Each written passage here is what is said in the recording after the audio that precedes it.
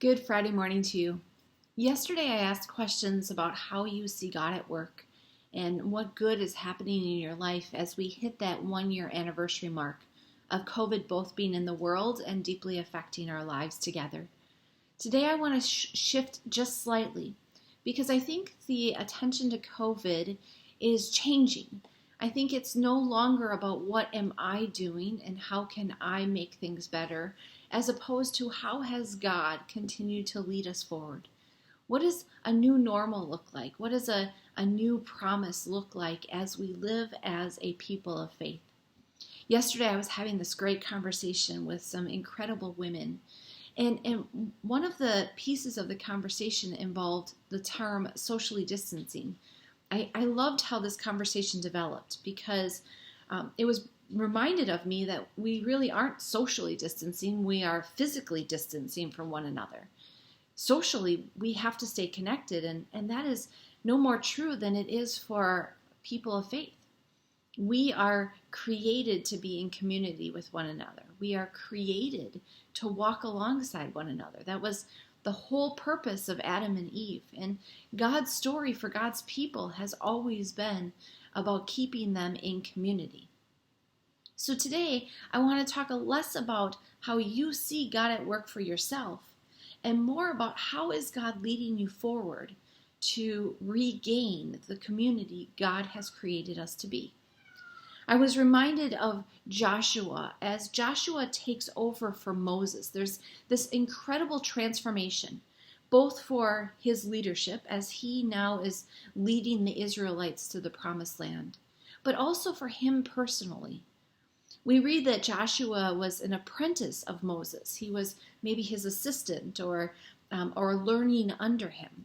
Joshua actually had two roles. We also know from history that Joshua was the military leader, that he guided certain military acts. As you know the story, or if you review the story of Joshua, you know that second piece will come in very handy as they make their way into this promised land. Joshua is renamed. He goes from, I have to remember the word, Hasoah, which means salvation, to Yahshua, which means the Lord's salvation. So in everything Joshua's doing, not just in his work, but in his very existence, God has transformed him. And those two pieces come together beautifully to follow God's design for his people, to follow his promise, to follow all that God is doing. In Joshua chapter 1, we read that after Moses passed away, after he died, the Lord spoke to Joshua. My servant Moses is dead. Now proceed to cross the Jordan, you and all his people, into the land that I am giving you. In verse 3 of chapter 1, God reminds Joshua of the promise. Every place the sole of your foot will tread upon, I have given to you, as I promised to Moses. From the wilderness of Lebanon, as far as the great river, from the river of Euphrates, all the land of the Hittites to the great sea in the west shall be your territory. No one will stand against you. When God sets his mind for his people, nothing can stand in the way.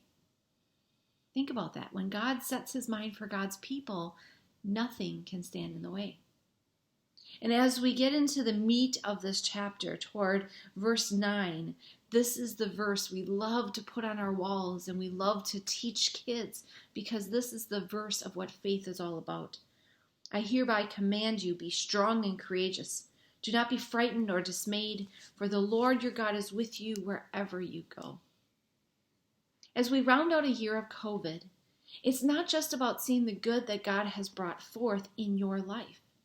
It's also about understanding and appreciating the challenge that God is now calling us into. The challenge to reestablish the community God has called us to be. We are being challenged to come together once again, to do so safely but intently, of being the people he has asked us to be. That means coming together in prayer, coming together in study, coming together in worship, celebration, and mourning. This is our opportunity to remind ourselves that COVID does not define our world. God does. The world in which he created, God has set all things into being.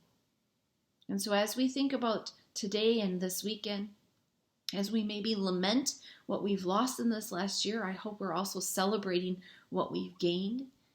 But let us grab hold of all that God is doing, all the nudging and the pushing and the prodding and the empowering God is doing to move us forward in a new way, in a new land, in a new opportunity like he once did for the Israelites. They had Moses and they had Joshua. We have one another. So let's follow the lead, gifts and all, differently, uniquely, wonderfully made for the sake of God's kingdom in this world. Have a great day and a great weekend. I hope to see you on Sunday.